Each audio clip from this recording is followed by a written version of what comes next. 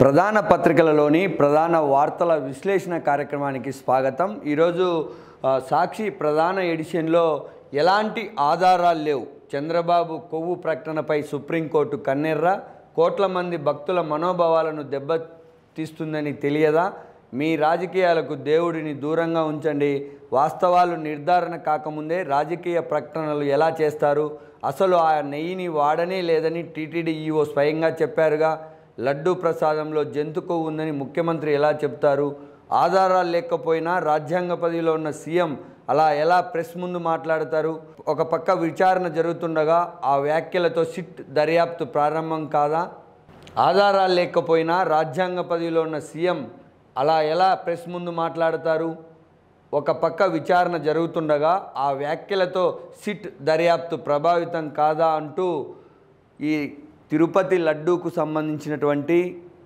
దాంట్లో లడ్డూలో జంతు పదార్థాలకు సంబంధించినటువంటి కొవ్వు కలిసిందన్నటువంటి అంశంపై సుప్రీంకోర్టు చెప్పినటువంటి అంశాలను సాక్షి ప్రధానంగా బ్యానర్ ఐటంగా వాడింది। అందులో చంద్రబాబు ముఖ్యమంత్రి హోదాలో అలా ప్రకటించడం వల్ల చేసినటువంటి దర్యాప్తు చాలా ప్రభావితం అవుతుందన్నటువంటిది దాని ప్రధాన సారాంశంగా ఉంది।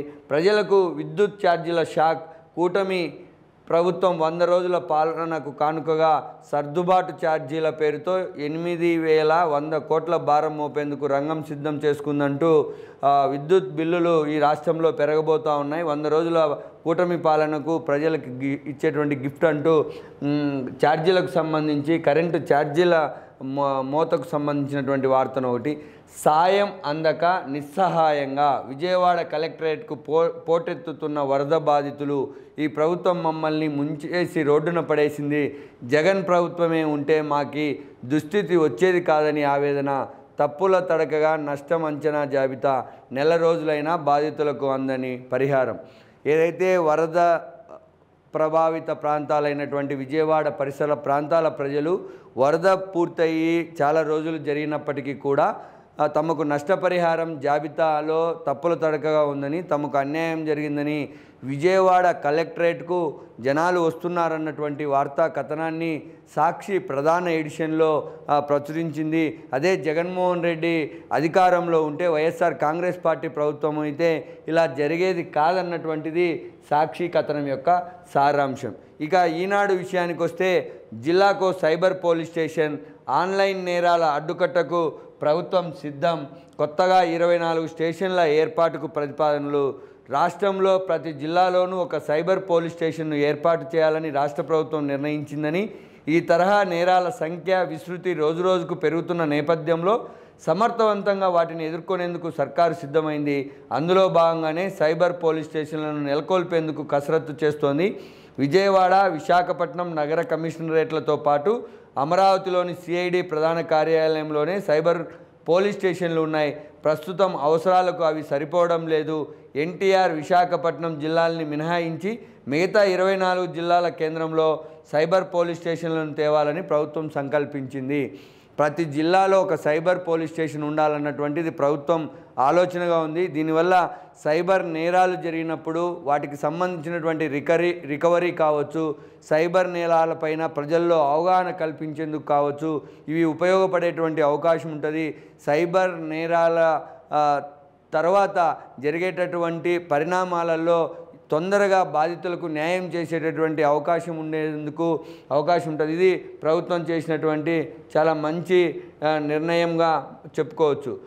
నెయ్యి కల్తీ వివాదంపై సిట్నే కొనసాగించాలా, స్వతంత్ర సంస్థను వేయాలా, సోలిసిటర్ జనరల్ అభిప్రాయం కోరిన సుప్రీంకోర్టు, తదుపరి విచారణ గురువారానికి వాయిదా, దేవుళ్ల విషయంలో రాజకీయాలు తగవని వ్యాఖ్య, శ్రీవారి లడ్డూ తయారీలో కల్తీ నెయ్యిని వినియోగించారన్న ఆరోపణలపై దర్యాప్తుకు ఏపీ ప్రభుత్వం ఏర్పాటు చేసినటువంటి సిట్టుని కొనసాగించాలనా, లేదంటే స్వతంత్ర దర్యాప్తు అయినటువంటి సిబిఐని వేయాలనా అన్నటువంటిది సుప్రీంకోర్టు కేంద్ర ప్రభుత్వాన్ని అభిప్రాయం కోరింది।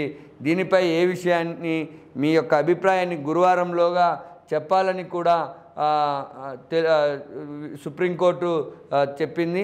దాంతోపాటు ఈ కేసుకు సంబంధించి ప్రస్తుత వైకాపా ఎంపీ వైవి సుబ్బారెడ్డి, విక్రమ్ సంపత్ అనే భక్తుడు సుదర్శన్ టీవీ ఎడిటర్ సురేష్ దాఖలు చేసిన ప్రజా ప్రయోజన వ్యాఖ్యలపై విచారణ చేసిన సందర్భంగా justice BR Gavai, justice KV విశ్వనాథన్లతో కూడినటువంటి ధర్మాసనం ఈ వ్యాఖ్యలు చేసింది.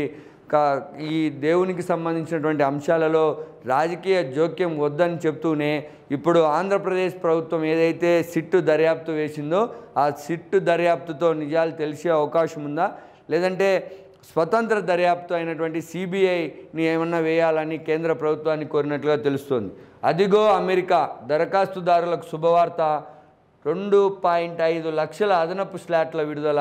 అమెరికా వీసాల కోసం దరఖాస్తు చేసుకుని ఇంటర్వ్యూల కోసం స్లాట్ల కోసం ఎదురు చేస్తున్న వారికి శుభవార్త.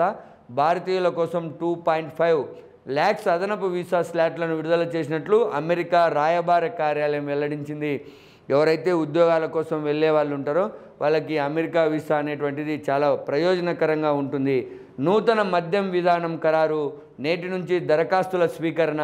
11న లాటరీ, 12న కొత్త దుకాణాలు, 3,396 షాపుల ఏర్పాటుకు నోటిఫికేషన్. అర్ధరాత్రి ఎక్సైజ్ శాఖ ఉత్తర్వులు. ప్రధాన నగరాల్లో 12 ప్రీమియం స్టోర్సు. తొలుత రిటైల్ వ్యాపారం ప్రైవేట్కి అప్పగించేలా ఆర్డినెన్స్. గీత కార్మికులకు దుకాణాలపై త్వరలో పాలసీ. రాష్ట్రంలో 2 ఏళ్ల కాలపరిమితితో నూతన మద్య విధానాన్ని రాష్ట్ర ప్రభుత్వం ఖరారు చేసింది. ఈ ఏడాది అక్టోబర్ 12 నుంచి 2026 సెప్టెంబర్ 30 వరకు ఈ విధానం అమలులో ఉండేలాగా ఉంటుంది. ప్రధాన నగరాల్లో అయినటువంటి 12 ప్రీమియం స్టోర్లు, మిగతా చోట్ల 3,396 మద్యం షాపుల ఏర్పాటుకు నోటిఫికేషన్ జారీ చేసినట్లుగా ఎక్సైజ్ శాఖ. అయితే దీంట్లో గీత కార్మికులకు కూడా వాటా ఇచ్చింది. దానికి సంబంధించి త్వరలో పాలసీ తెచ్చేటువంటి అవకాశం కనిపిస్తోంది. ఆర్టీసీ దసరా సందడి. 6,100 ప్రత్యేక బస్సులను సిద్ధం చేసిన అధికారులు. 4 నుంచి 20వ తేదీ వరకు అందుబాటులో. అన్నింటా సాధారణ ఛార్జీలే. పండగలు వస్తే ప్రయాణికుల రద్దీ పెరుగుతుంది. ఆ రద్దీని, ఆ అవకాశాన్ని ఆర్టీసీ అదనపు ఛార్జీలు వసూలు చేసేది గతంలో. అయితే కూటమి ప్రభుత్వంలో ఈసారి ఆర్టీసీ సాధారణ ఛార్జీలే ఉంటాయని ప్రకటించి ప్రయాణికుల జోబులకు చిల్లులు పడకుండా కాపాడినట్లయింది. అయితే ఇదే ముసుగులో ఆర్టీసీ తక్కువ బస్సులను ఏర్పాటు చేస్తే ప్రయాణికులకు కావాల్సినటువంటి బస్సుల సంఖ్య లేకపోయినప్పుడు ప్రైవేటు రంగంలోకి దిగుతుంది. ప్రైవేటు ఆర్టీసీ యొక్క ఛార్జీల కన్నా విపరీతమైన ఛార్జీలతో దోపిడీకి మార్గం ఉండే అవకాశం ఉంటుంది. కాబట్టి ఏదైతే ప్రయాణికుల సౌకర్యార్థం ఆర్టీసీ రేట్లు పెంచకుండా చేసినటువంటి ఈ ప్రభుత్వం ప్రైవేటు ఛార్జీలు కూడా పెంచకుండా నియంత్రణ ప్రభుత్వం చేసేలా ఆ రవాణా శాఖ అధికారులకు ఆదేశాలు ఇస్తే సాధారణంగా ప్రయాణికులకు, ప్రజలకు చాలా ఉపయుక్తంగా ఉంటుందన్నటువంటిది దీని యొక్క సారాంశం. ఇక ఆంధ్రజ్యోతి ప్రధాన ఎడిషన్ను చూస్తే లడ్డు వ్యవహారంలో మీ వైఖరేంటి? సిట్టును కొనసాగించాలా? కేంద్ర దర్యాప్తు అవసరమా? అక్టోబర్ 3 నాటికి స్పష్టత ఇవ్వండి. కేంద్రానికి సుప్రీంకోర్టు ఆదేశం. దేవుడునైనా రాజకీయాలకు దూరంగా ఉంచాలి. నెయ్యి కల్తీ అయినట్లు ఆధారాలుంటే చూపాలి. విచారణ పూర్తి కాకుండానే మీడియా ముందు సీఎం మాట్లాడడం ఏంటి? సుప్రీం ధర్మాసనం. ఈ లడ్డూ వ్యవహారం అనేటువంటిది ఇప్పుడు జాతీయ స్థాయిలో చర్చ జరుగుతున్నటువంటి పరిస్థితి కనిపిస్తోంది. ఒక భక్తుడు, ఒక ప్రైవేట్ ఛానల్కు సంబంధించినటువంటి ఎడిటరు, అదేవిధంగా వైకాపా రాజ్యసభ సభ్యులైనటువంటి వైవి సుబ్బారెడ్డి దాఖలు చేసినటువంటి ప్రజా ప్రయోజన వ్యాజ్యంలో ఈ వ్యాఖ్యలను సుప్రీంకోర్టు ధర్మాసనం చేసినటువంటి పరిస్థితి కనిపిస్తోంది. ఏదైతే ఇప్పుడు సిట్ ఉందో దాన్ని కొనసాగించాలా లేదా కేంద్ర దర్యాప్తు సంస్థ అవసరమా? కేంద్రాన్ని ఆదేశించింది. అయితే రాజకీయాలకు గుడి లేదు, బడి లేదు అన్న చందంగా రాష్ట్రంలోనే కాదు జాతీయ స్థాయిలో రాజకీయాలు తయారైనటువంటి పరిస్థితి. ఆ రాజకీయ పరమైనటువంటి అంశాలను, రాజకీయాలకు ఉపయోగించుకోవాలన్నటువంటి అంశాలను దేవుళ్ళనైనా కనీసం దూరం పెట్టండి అన్న చెప్పినటువంటి సుప్రీం ధర్మాసనం యొక్క వ్యాఖ్యలు భారతదేశంలో రాజకీయాలు ఎంతగా కలుషితమైపోయాయో, ఎవరి మనోభావాలు దెబ్బతిన్నా తమకు అభ్యంతరం లేదన్నట్లు వ్యవహరిస్తూ ఉన్నాయో, స్వార్థ ప్రయోజనాలకు మాత్రమే రాజకీయాలు ఎంతగా ఉపయోగపడుతున్నాయో అన్నటువంటిది ధర్మాసనం చేసినటువంటి వ్యాఖ్యలను బట్టి చూస్తే మనకు అర్థమవుతూ ఉంది. 8,113 కోట్లు షాక్ వెంటాడుతున్నటువంటి జగన్ పాపాలు. 2023-24లో 11,826 కోట్ల వసూళ్లకు అభ్యర్థన. రెండు కలిపితే వినియోగదారులపై 20,096 కోట్ల భారం పడేందుకు సిద్ధంగా ఉంది. సర్ఛార్జీల వడ్డనకు సిద్ధమైన డిస్కంలు. 18న ఏపీఈఆర్సీ ప్రజాభిప్రాయ సేకరణ. గత ఏడాది ఏప్రిల్లోనే డిస్కంల వినతి. ఎన్నికల ముందు బాదుడు వాయిదా. 8,113 కోట్లపై ఏడాదిన్నరకు స్పందించిన కమిషన్. బగ్గుమన్న పార్టీలు, ప్రజా సంఘాలు. ఏ రాజకీయ పార్టీ ఇందులో హస్తం ఉన్నా, ఎవరిది పాపమైనా లాస్ట్కు పాపాన్ని మొయ్యాల్సినటువంటి బాధ్యత మాత్రం ప్రజలది ఉంది. కరెంటు వాడేటటువంటి వినియోగదారులది ఉంది. ఈ ప్రభుత్వం ఎవరు చేసినటువంటి తప్పిదాలైనా ఫైనల్గా ఆ యొక్క బర్డను ప్రభుత్వం ప్రజలపై మోపాల్సినటువంటి పరిస్థితే. ఈసారి మరొకసారి ప్రజలకు కరెంటు షాక్ తగిలేటట్టుగా స్పష్టంగా కనిపిస్తోంది.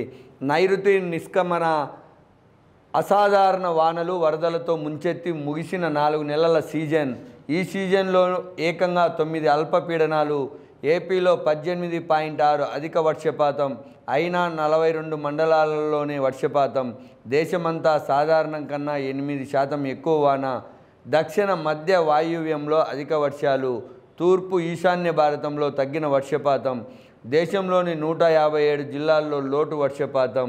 నైరుతి 4 నెలల సీజన్లో దేశవ్యాప్తంగా 868.6 మిల్లీమీటర్లకు గాను 934.8 మిల్లీమీటర్ల సాధారణం కంటే 8% ఎక్కువ వర్షపాతం నమోదైంది.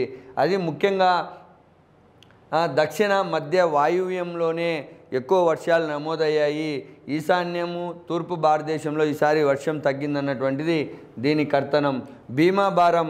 నేటి నుంచి అమలులోకి సవరించిన పాలసీ. సరెండర్ వాల్యూమ్ మార్గదర్శకాలు. చిన్న మొత్తాల వడ్డీ రేట్లు యథాతథం.